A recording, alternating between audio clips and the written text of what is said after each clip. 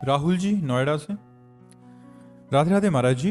गुरुदेव, मैं कौन हूँ इसका पूर्ण ज्ञान आपने दे दिया है और अब मैं उस स्थिति को महसूस करना चाहता हूँ। क्या अगर मैं राधा नाम किसी विशेष समय पर विशेष आसनों पर बैठकर और सूक्ष्म आहार के साथ जपता हूँ और दूसरी तरफ मैं राधा नाम आम स्थिति में जपता हूँ, तो क्या इस स्थिति को मैं प्राप्त हो सकता हूँ या इसमें फर्क पड़ेगा? देखो, जो पहली बात बताई उसमें तप युक्त भगवान नाम जप है।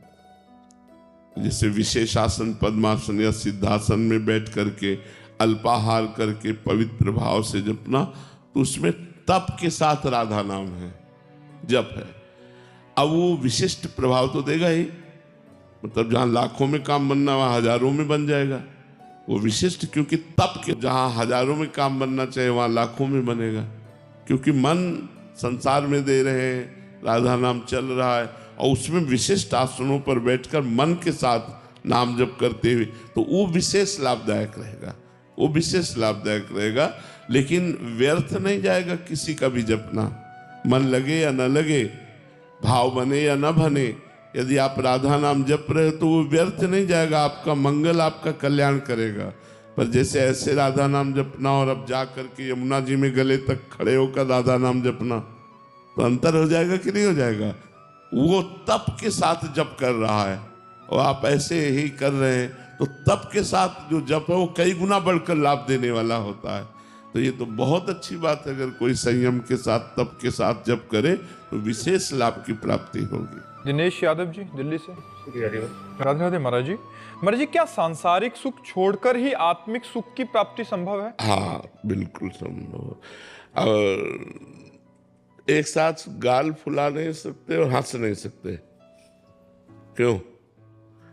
अगर हंसोगे तो गाल नहीं फूलेंगे, तो हंसना है तो गाल नहीं फूल सकते। ऐसे ही विषय आनंद लेना है तो भगवदानंद नहीं ले सकते, और भगवदानंद लेना है तो विषयानंद का त्याग करना ही होगा, वैराग्य करना ही होगा। अगर विषयानंद का वैराग्य नहीं होगा तो भगवदानंद का अनुभव किस मन से करोगे? वही मन विषयों का सेवन कर रहा है, विषय भोगों में लगा है, तो प्रभु की तरफ जाएगा ही नहीं। प्रभु की तरफ जाने के लिए पहले उसे विषयानंद से वैराग्य करना पड़ेगा, हटाना पड़ेगा, तब तो प्रभु की तरफ जाएगा। जो राग किए हुए शरीरों में, परिवार में, भोगों में, संसार में, उसी राग को जब हम पलटते हैं प्रभु की तरफ तो अनुराग हो जाता है। तो अनुराग प्राप्त किए बिना भगवत प्राप्ति होती नहीं। मिले न रघुपति बिन अनुरागा, और राग त्याग किए बिना अनुराग नहीं होता।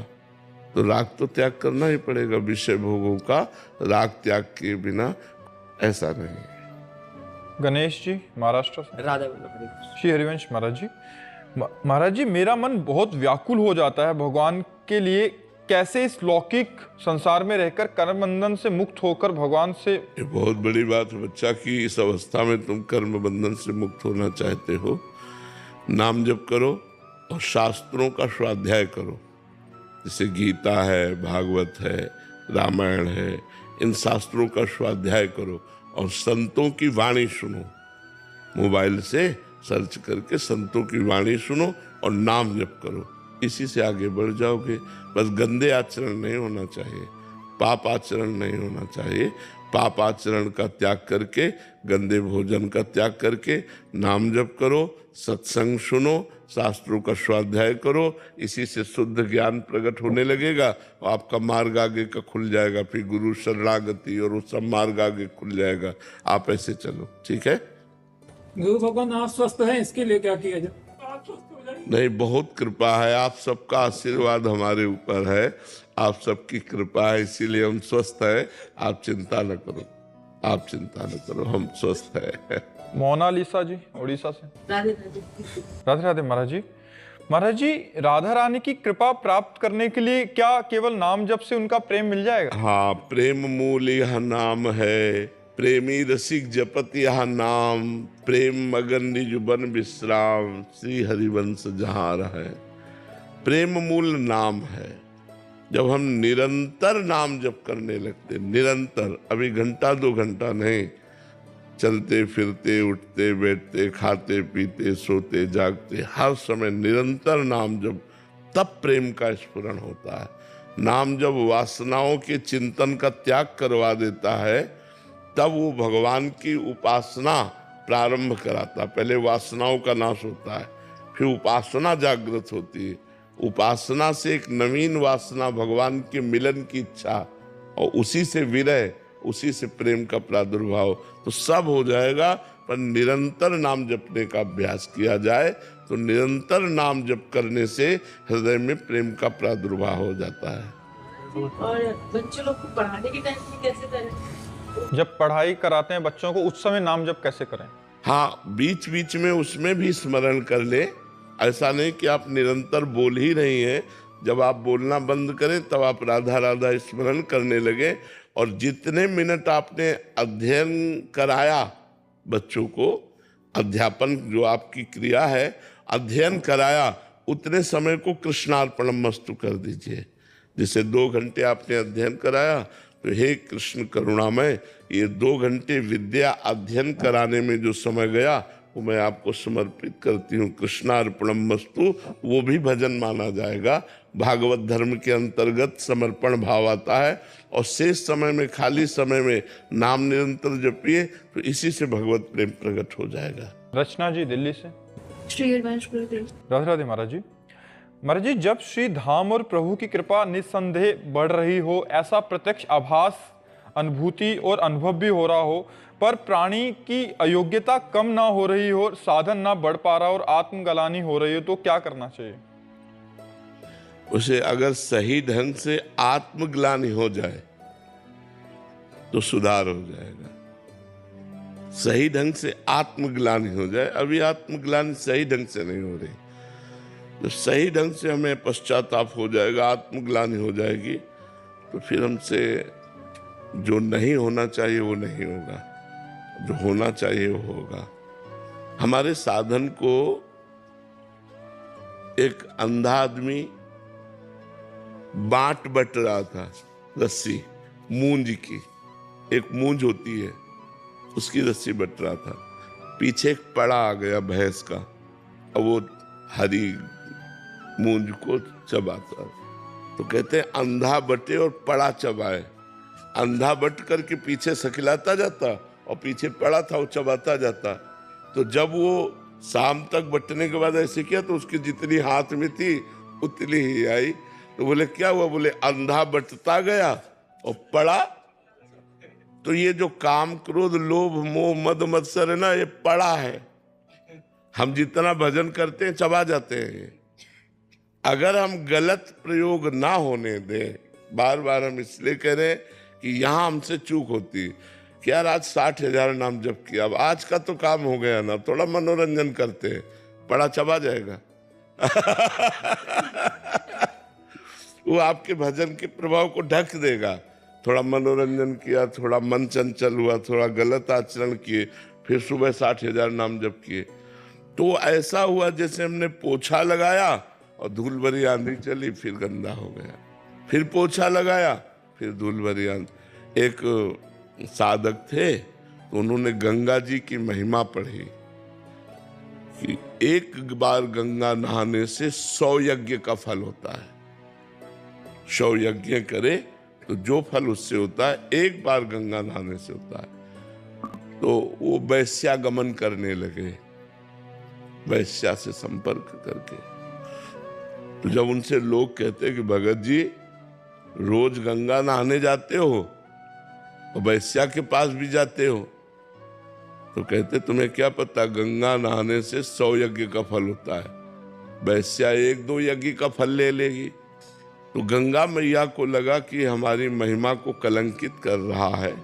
तो एक बालिका के रूप में जब वो नहाने गया, तो सफेद कपड़ा लेकर गंगा के जल में डालती और फिर बालों में कर देती, फिर जल में डाल धोती, साफ हो जाता, फिर बालों में कर देती। तो महात्मा जी सोच रहे थे कि लंगोटी पे हम स्नान करेंगे, बालिका चली जाए तो फिर, और थोड़ी देर खड़े रहे, बस वो वही क्रिया, जल में डालकर स्वच्छ करना और फिर बालू में गंदा कर देना। तो है बार बार धोती हो गंदा करती, जब धोती है तो गंदा क्यों करती हो? गंदा ही करना तो धोती क्यों है? ऐसे बोले ये बात तेरी समझ में आ गई, ये बात तेरी समझ में आ गई। उस समय गंदा ही कपड़ा था। ये बात तेरी समझ में आ गई, जब तुझे पाप ही करना है तो गंगा क्यों नहाता है, जब गंगा नहाता है तो पाप क्यों करता है। देख तेरी यही दशा है। उस समय कपड़ा गंदा था, तेरी यही दशा है। जब तू मरेगा तो नरक जाएगा, क्योंकि तू गंगा स्नान का दुरुपयोग कर रहा है कि भाई 100 यज्ञ का फल मिलता है, 2-4 यज्ञ का फल ले लेगी, शेष तो हमें बचा रहेगा। तो हम लोग क्या करते हैं कि जब हमारा पाठ पूजा और नाम जप हो जाता है तो मन कहता है ये तो हो गया ना, अब चलो और करते हैं, मनोरंजन करते हैं। फिर वो गलत आचरण, तो दोनों का बैलेंस वो बना के चलता है, तो इसीलिए वो उन्नति नहीं हो पाती, अध्यात्म उन्नति। और कुछ दिन बाद मन उसका निराश हो जाता है, क्या कई वर्ष से लगे कोई लाभ तो हुआ नहीं, तो वो आध्यात्मिक मार्ग धीरे धीरे वो छोड़ देता है। इस बात को देखते रहे कि हमारा आध्यात्मिक मार्ग प्रकाशित होता रहे, बढ़ता रहे। हमारे द्वारा जो त्रुटियां हैं वो नहीं होनी चाहिए, वो हमको बंद करना है। मतलब 1 बार हो गई, 2 बार हो गई, 10 बार हो गई, 50 बार हो गई, हमको छोड़ना है। जैसे कोई चीज़ है हम खा रहे हैं, मतलब तम्बाकू खा रहे हैं, लेकिन हमारे मन में ग्लानि कि हमें इसे छोड़ना है। खा जरूर रहे, लेकिन मुझे इसे छोड़ना है, मुझे इसे छोड़ना है। तो एक दिन आपको घृणा हो जाएगी, छूट जाएगी। और जब राग पूर्वक सेवन करेंगे तो नहीं छूटेगी, और जब घृणा पूर्वक सेवन करेंगे कि मुझे इसे छोड़ना है तो आप छोड़ देंगे, करते हुए भी आगे चलकर आप छोड़ देंगे। तो हम लोगों का बहुत जन्मों का गंदा अभ्यास है, बहुत जन्मों से हम लोग बहुत गलत करते आए हैं। अगर गलत न करते रहते होते तो भगवान मिल जाते।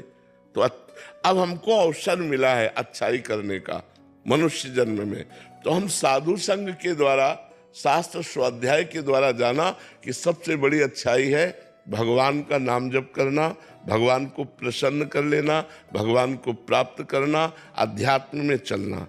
अब हमको अध्यात्म विरुद्ध आचरणों पर अंकुश लगाना चाहिए। ऐसा अंकुश लगाओ कि अब हमारा पैर ना फिसले। फिर आप देखोगे कि आपको अध्यात्म का जो रोज का रोज नया उत्साह बढ़ेगा। पर ये हम आपको अनुभव की बात बता देते हैं, जैसे जैसे आपका अध्यात्म मार्ग बढ़ेगा वैसे वैसे गंदी बातें आप पर जोर डालेंगी। जैसे दुश्मन को आप गला दबाए पड़ाए हो, अब उठने की जब चेष्टा करेगा तो आप पूरी ताकत लगा दोगे ना।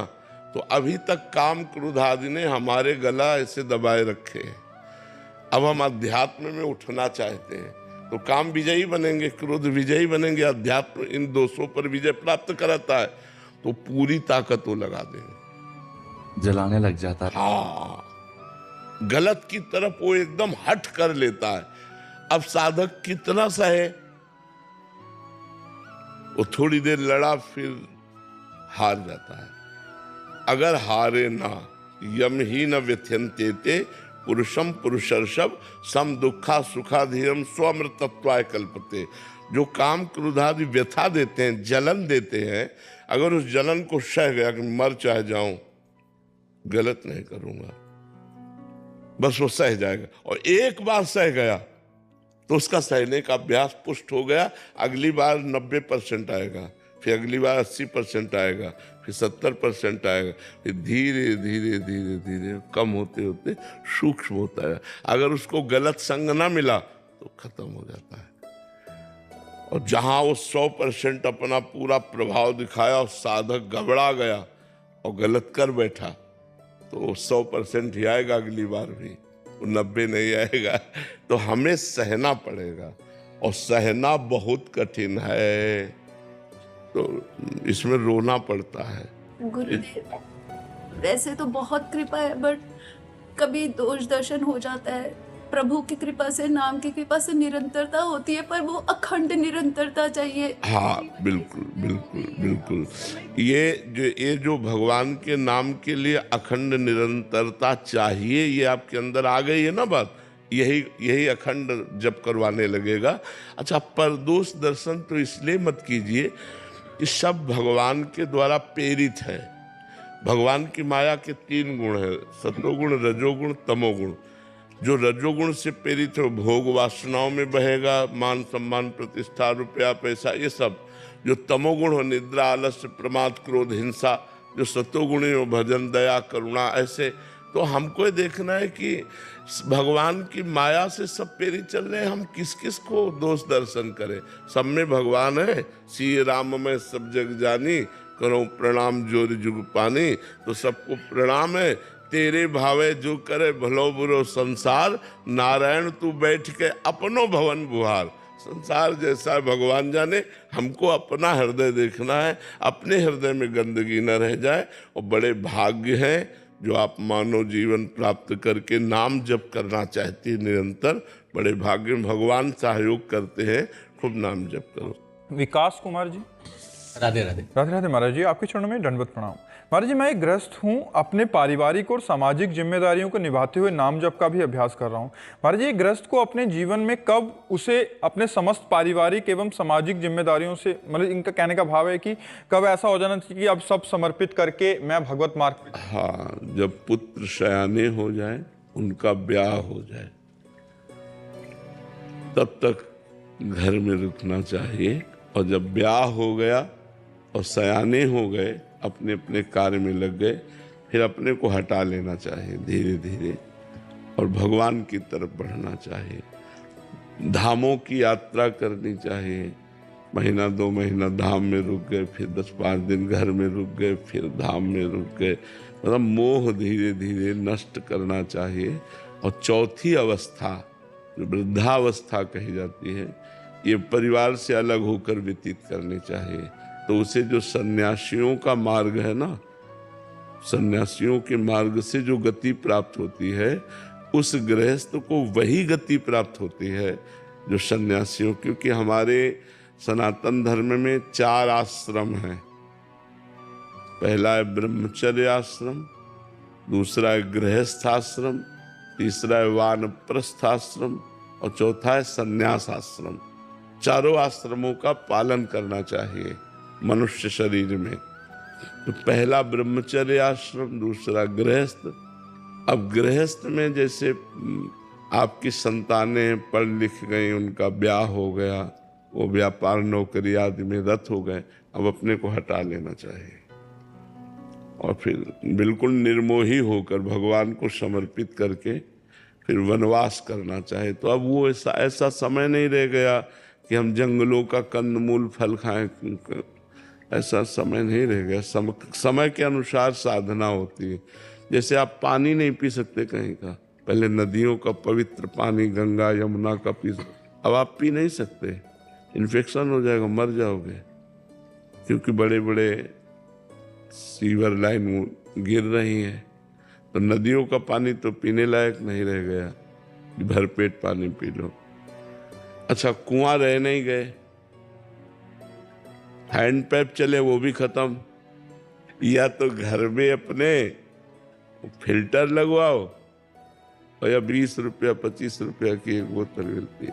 देखो, बाहर कहीं शौच नहीं जा सकते आप, क्योंकि हर खेत में सब बाउंड्री सब व्यवस्था है, ऐसे लोग डंडा मारेंगे। बाहर आप स्नान नहीं कर सकते, कहाँ कर सकते हैं? मान लो यमुना जी के सिवा आप स्नान, पहले जगह जगह हैंडपैप वे सब व्यवस्थाएं होती थी, अब हैंडपैप वाला समय भी खत्म हो चुका है। तो अब है व्यवस्था ये कि धाम में जाओ, एक कमरा ले लो, अटैच लेटरिन बाथरूम हो और खान पान की व्यवस्था हो, भजन करो। अब ऐसा है। अब वो वानप्रस्थ नहीं रह गया कि जंगल के कंदमूल फल खाए और लंगोटी लगाए वलकल की और जंगल में बास कर। जंगले नहीं रह गए, जंगले नहीं रह गए, सब लोगों ने काट करके खेत आदि बना लिए। अच्छा, किसी के बेर अमरूद के पेड़ हैं तो आप तोड़ के खा नहीं सकते, नहीं पीट देगा। तो अब कुछ ऐसा नहीं रह गया जैसा शास्त्रों में लिखा है कि वानप्रस्थ कैसा कठोर तप करे वो। तो अब ये है कि धाम है, काशी है, हरिद्वार है, ऋषिकेश है, ऐसी जगह अपना कमरा ले ले और वास महीना 2 महीना 4 महीना या आजीवन वास करे और भजन करके परिवार से दूरी शरीर त्याग दे। ये जरूर है कि अंतिम समय परिवार से दूरी शरीर त्याग करे धामों में, तो उसको वही गति प्राप्त होती है जो भगवान के प्रेमी संतों को गति प्राप्त होती है। वो भगवान के लिए अपने परिवार का मोह त्याग करके धाम आदि में जीवन जितना बचा है उतना व्यतीत करते हुए, भजन करते हुए शरीर त्यागे तो उसे उत्तम गति प्राप्त होती है। समझ पा रहे हैं आप? विनोद जी राजस्थान से। राधा वल्लभ श्री हरिवंश महाराज जी। महाराज जी, वैराग्य का सही अर्थ क्या है? भोगों की उपस्थिति में मन का चलायमान न होना। भोगों की उपस्थिति में मन का चलायमान ना होना, इसे वैराग्य कहते हैं। भोगों के लिए मन चलायमान है पर हम भोग नहीं रहे, इसे त्याग कहते हैं। लेकिन भोगों की उपस्थिति में मन का चलायमान ना होना, मन का चंचल ना होना, इसे वैराग्य कहते हैं। गृहस्थ में कैसे धारण करें इसे? गृहस्थ में विचार पूर्वक पूर्ण वैराग्य तो धारण नहीं हो सकता। इसमें अधार्मिक विषयों का त्याग करें और धर्म में विषयों का सेवन करें।